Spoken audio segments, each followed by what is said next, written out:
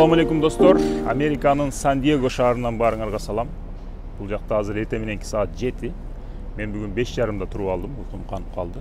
Мурдараак Нью-Йоркто 3:30 туруп алган учурларым болду. 4, 6 ушундай эрте туруп, эрте уйку канып калат. Бул биздин Кыргызстандагы түн менен күндүн айырмасынан болуп атат. Кыргызстан менен бул жактын. Азыр дээрлик бардык мекемелер жабык. Бул жакта шаарлар жай ойгонот экен. Кечинде дагы эртеле бар жок жабылып калат экен. Эми азыр Америкада эмнелер болуп атат, эмнелер өзгөрдү, акыркы учурларда чоң кабарлар бирөө менен силер менен бөлүшүп кетейин. Эң чоң кабар бул жерде Трамптын бийликке келгени болгон жок. Ал дагы чоң кабар, бирок Трампка окшоп ар түрдүү политиктер бийликке келип кетип жүрө берет. Бул бардык өлкөлөрдө эле болгон нерсе. Бул жакта буга чейин болгон эмес, бирок эч бир башка өлкөлөрдө дагы болгон эмес, билишимче бир нерсе болду. Ал Dodge деген бир мекеме курулду. Department of Government Efficiency деген сөздөн турат. Бул өкмөттүн эффективдүүлүгүн көзөмөлдөгөн мекеме деп которсок болот. Анын башына Илон Маск отурду. Илон Маск дүйнөнүн эң бай адамы, Трамптын бийликке келүүсүнө абдан чоң роль ойноду. Өзүнүн Twitter соц тармагы аркылуу, өзүнүн таасирдүүлүгү аркылуу Трамптын бийликке келүүсүнө чоң роль ойноду. Менимче ал алдын ала экөө сүйлөшкөн, ушундай договор болгон. Сен бийликке келесиң, мен сага жардам берем. Сен мени бийликте кармайсың, мен дагы бийликте болом. Мен оюмдагы иштерди аткарам деп экөө сүйлөшкөн. Азыр эми абдан ошондой күчтүү бир ролду алып атат Илон Маск. Dodge деген мекеменин башына отурду. Бул деген мамлекеттеги бардык мекемелерди көзөмөлдөйт. Канчалык эффективдүү иштеп атат. Окушумча интернеттен өзүнүн айтишник, программист командасы менен бар жокту чукуп атат. Министерство финанс министрлигинин чөнтөгүн дагы чукуп атат. Кайсы акча каяка кетти, буга чейин каяка кетти, мындан кийин каяка кетип атат. Ар бир долларды текшерип атат. Мурда коротулган акчаларды, коррупцияларды чукуп чыгып атат. Айрыкча биз билген USAID деп билебиз го. USAID болуп айтылат экен буларда. Ошонун тегерегинде чоң коррупциялар чыгып атат. Биздеги Американын массалык маалымат каражаттарындагы түйүнө жетем деп аракет кылып атат. Азыр акыркы күндөрдө азаттык бар мисалы. Ошолордун тегерегинде дагы сөз болуп атат. Кыскасы бул киши жөн эле керексиз жактарга акча коротулбасын деп өзүнүн көз караштарына ылайык кылып ошол акчаларды коротуунун үстүндө иштеп атат. Ушул өзүнүн көз караштарына ылайык деген сөзгө көңүл бургула, себеби Америка экиге бөлүнөт. Американын политикасы, идеологиясы өзү экиге эле бөлүнөт. Оң тарап, сол тарап болуп бөлүнөт. Оң тарап булар улутчулдар, республикалыктар деп коет. Буларды улутчулдар деп эле билсеңер болот. Сол тарап булар демократтар. Демократтарды прогрессивдүү адамдар деп коет. Буга чейин демократтар дегенде шаардык адамдар, анан ошол силикон өрөөнү толук демократ болчу эле. Бирок акыркы 5-10 жылдын ичинде бул өзгөрүп кетти. Ошол шаардыктардын арасында, силикон өрөөнүндө айтишниктердин арасында дагы оң тарапка өтө көп адам ооп кетти. Ошолордун башында Илон Маск турат.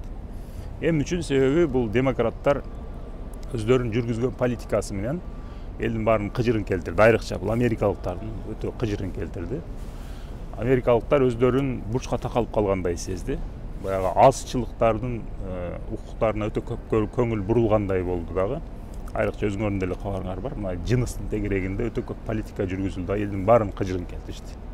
Бул дүйнөнү уже мындай, дүйнө дагы кабатыр болуп баштаган учурда эле азыр Илон Маск өзүнүн командасы, өзүнүн чөйрөсү, өзүнүн таасир кылган аудиториясы менен кошо Трампка катуу колдоо көрсөттү дагы. Азыр Трамп бийликте, Илон Маск дагы бийликте, оң колу деп кое берсек болот.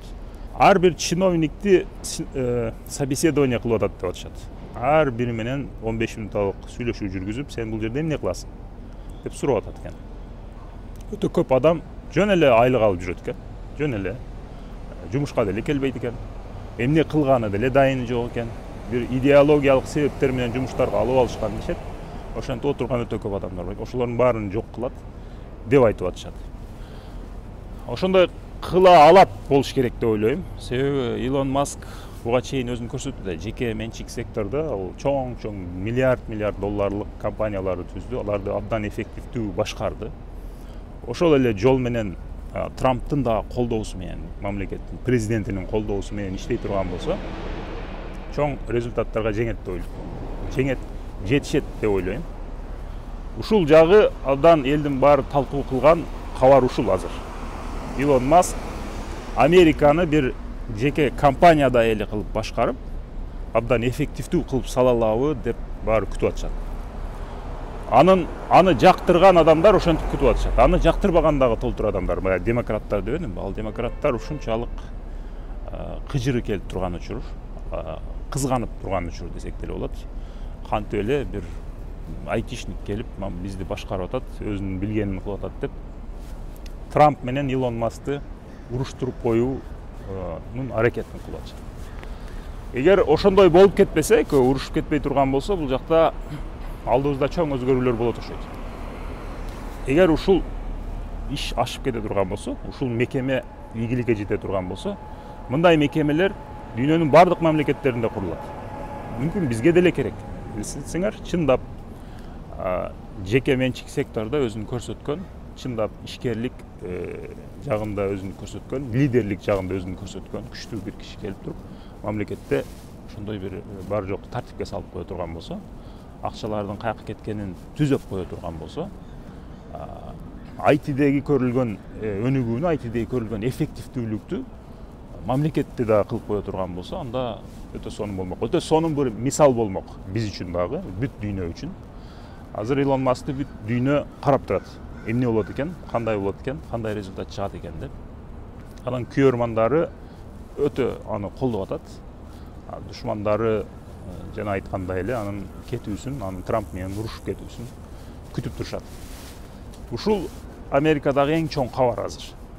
Анын кандай коррупцияларды чукуп чыкты, аны дагы кийин жакшылап карап силерге айтам. Өтө таң калыштуу бир акчалардын коротулган, эмнелерге коротулгандыгы жөнүндө өтө таң калыштуу кабарлар чыгып атат. Алар жөнүндө дагы кийин айтып берем. Азырынча ушул достор, азыр барып биз таңкы тамактанууга барабыз достор менен. Саат 8-9-дарда кээ бир мекемелер ачылат экен. Ошол жерлерге барып кофе ичип, бир аз өзүбүзгө келип, анан жумуш. Биз бияка жумуш менен келгенбиз, кыдыруучу эмес, жумуш менен келгенбиз. Ошол жумуштарды аткарып, андан калган бош убакыттарда кыдырып атабыз.